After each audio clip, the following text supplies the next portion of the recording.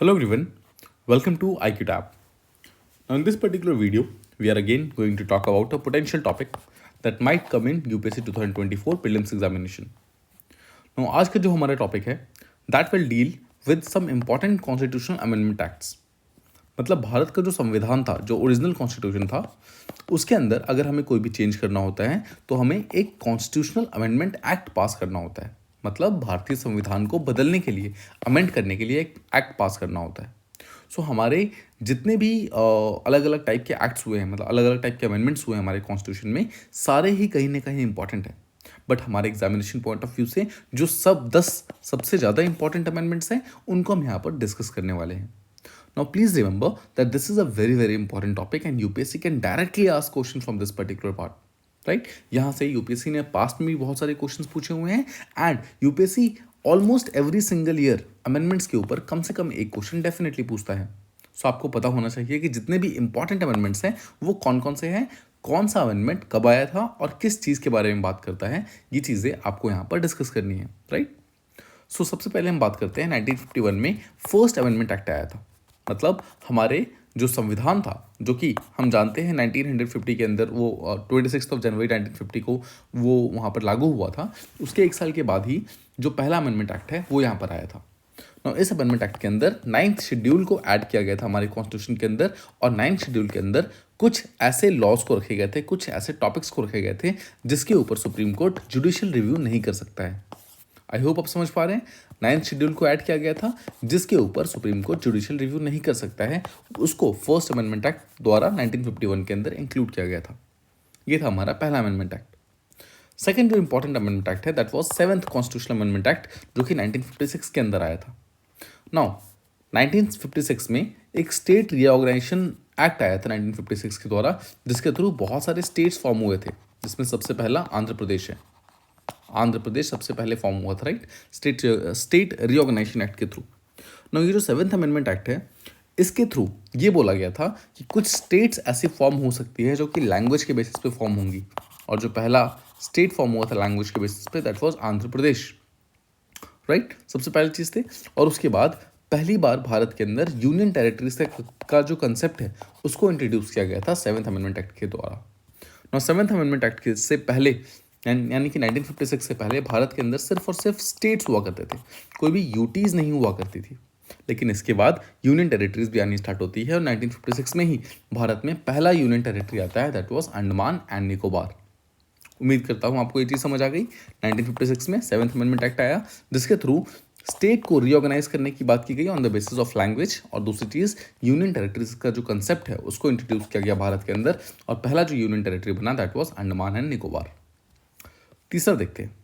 Third आया 42nd constitutional amendment act, ये भी बहुत इंपॉर्टेंट है, जो कि 1976 के अंदर आता है. तो इसके थ्रू प्रियम्बल के अंदर हमारे 3 वर्ड्स को ऐड किया जाता है. वो वर्ड्स है सो, से, इन.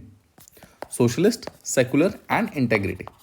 ध्यान रखिएगा, सो से 2 को मैंने यहाँ पर मेंशन कर दिया है. तीसरा वर्ड जो यहाँ पर है वो जो होना चाहिए था that was integrity. So socialist, secular, integrity, इन तीनों ही वर्ड को 1976 में 42nd अमेंडमेंट एक्ट के द्वारा प्रियम्बल के अंदर ऐड किया गया था. साथ ही साथ फंडामेंटल ड्यूटीज़ को भी यहाँ पर 1976 में ही 42nd अमेंडमेंट एक्ट के द्वारा प्रिस्क्राइब किया गया था. मतलब इससे पहले सिर्फ और सिर्फ फंडामेंटल राइट्स हुआ करते थे, बट फंडामेंटल ड्यूटीज़ का जो कंसेप्ट है वो यहाँ पर 42nd अमेंडमेंट एक्ट के बाद ही आया था. राइट उसके बाद जो नेक्स्ट है that is 44th constitutional amendment act, जो कि 1978 में आया था. 44th कॉन्स्टिट्यूशनल अमेंडमेंट एक्ट में बहुत सारे डिफरेंट प्रोविजंस थे, बट जो सबसे इंपॉर्टेंट प्रोविजन है वो ये है कि राइट टू प्रॉपर्टी को फंडामेंटल राइट से हटा करके एक सिंपल लीगल राइट बना दिया गया था. ठीक है, सो आई होप आप समझ गए. राइट टू प्रॉपर्टी को फंडामेंटल राइट से कब हटाया गया? 44th अमेंडमेंट एक्ट के द्वारा 1978 में. इसके अलावा 1985 में 52nd अमेंडमेंट एक्ट आता है, जिसके थ्रू ये बोला जाता है कि जो डिफेक्शन है इट विल बिकम इलीगल. मतलब डिफेक्शन को इलीगल बना दिया गया. सबसे पहले समझिए डिफेक्शन क्या होता है. डिफेक्शन का सीधा सा मतलब है कि लेट्स से अगर एक पर्टिकुलर पर्सन है ए, उसने किसी पॉलिटिकल पार्टी को ज्वाइन किया और उस पॉलिटिकल पार्टी के साथ उसने इलेक्शन को कॉन्टेस्ट किया. नाउ लोगों ने उन्हें वोट दिया और उन्हें जिता दिया इलेक्शन को, मतलब ए यहाँ पर इलेक्शन जीत गए. इलेक्शन जीतने के बाद उन्होंने ये वाला पॉलिटिकल पार्टी छोड़ दिया और जाकर के जो दूसरा राइवल पॉलिटिकल पार्टी था उसे ज्वाइन कर लिया. इसे कहते हैं अपने ओरिजिनल पॉलिटिकल पार्टी से डिफेक्ट करना, मतलब अपनी ओरिजिनल पॉलिटिकल पार्टी जिसके साथ मिलकर आपने इलेक्शन जीता था, जिसके भरोसे पर लोगों ने आपको वोट दिया था, आपने उसको छोड़कर किसी दूसरी पार्टी को ज्वाइन कर लिया। सो ये जो डिफेक्शन था 1985 से पहले ये इलीगल नहीं हुआ करता था, लेकिन 1985 में जो 52nd कॉन्स्टिट्यूशनल अमेंडमेंट एक्ट आया उसके बाद डिफेक्शन को यहाँ पर पूरी तरीके से भारत के अंदर इलीगल कर दिया गया और यहाँ पर एक एंटी डिफेक्शन लॉ भी बनाया गया। ठीक है, then comes 61st constitutional amendment act जो कि 1989 के अंदर आता है। Now this is very very important because 61st constitutional amendment act जो कि 1989 के अंदर आया, उसी के द्वारा हमारे वोटिंग एज को 21 साल से कम करके 18 साल का किया गया था। मतलब कि 1989 से पहले सिर्फ वही लोग वोट कर सकते थे जिनकी एज 21 प्लस थी, लेकिन इसको कम करके 18 साल कर दिया गया 61st कॉन्स्टिट्यूशनल अमेंडमेंट एक्ट 1989 के द्वारा। इसके बाद 1992 में 73rd and 74th constitutional amendment act आता है, जिसके थ्रू पंचायत और म्यूनिसिपैलिटीज़ का मतलब क्या होता है, अर्बन लोकल बॉडीज़, इनके डायरेक्ट इलेक्शंस की बात की जाती है और इनको third tier of the government बना दिया जाता है। So it was in 1992 73rd और 74th कॉन्स्टिट्यूशनल अमेंडमेंट एक्ट आता है, जिसके थ्रू अर्बन लोकल बॉडीज़ और पंचायत में डायरेक्ट इलेक्शन की बात की जाती है। Then comes 86th constitutional amendment act जो कि 2002 के अंदर आया और इसके थ्रू 11th फंडामेंटल ड्यूटी को ऐड किया गया। नाउ ध्यान रखिएगा, फंडामेंटल ड्यूटीज़ को यहाँ पर 42nd अमेंडमेंट एक्ट के द्वारा लाया गया था, मतलब 10 यहाँ पर फंडामेंटल ड्यूटीज़ को लाया गया था, बट जो 11वां फंडामेंटल ड्यूटी है उसको 86th कॉन्स्टिट्यूशनल अमेंडमेंट एक्ट के द्वारा 2002 के अंदर लाया गया था।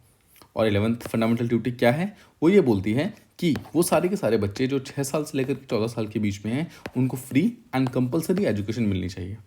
मतलब 6 से 14 साल के बच्चों को फ्री और कंपलसरी एजुकेशन मिलेगी, ये बोला गया 86th कॉन्स्टिट्यूशनल अमेंडमेंट एक्ट के द्वारा 2002 में ये एक फंडामेंटल ड्यूटी को ऐड किया गया। Then comes 101st constitutional amendment act 2016 के अंदर, ये जीएसटी को इंट्रोड्यूस करता है। ध्यान रखिएगा, 101st कॉन्स्टिट्यूशनल अमेंडमेंट एक्ट के द्वारा 2016 में ही जीएसटी इंट्रोड्यूस हुआ था। Then comes 103rd constitutional amendment act जो कि 2019 के अंदर आया और इसने ईडब्ल्यूएस सेक्शन को 10% रिजर्वेशन दिया।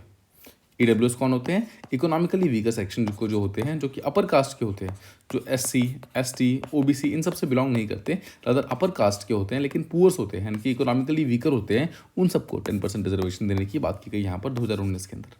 तो ये थे वो सारे के सारे इंपॉर्टेंट जितने भी अमेंडमेंट्स थे जो कि हमारे कॉन्स्टिट्यूशन के अंदर हुए हैं in the last 75 years. Now आपके लिए यहाँ पर एक क्वेश्चन है।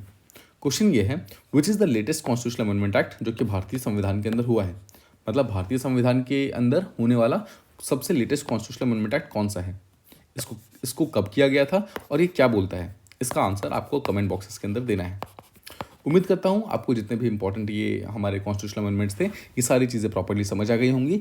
आपका यहाँ पर मेन काम है इसको बार बार रिवाइज करते रहना। आप इसको जितना रिवाइज करेंगे आपके स्ट्रेटजी के लिए, आपके proper examination point of view से उतनी अच्छे तरीके से ये रेडी हो जाएगा। ठीक है, I hope you like this particular video. If you did, please do like, share and subscribe, and thank you so much for listening.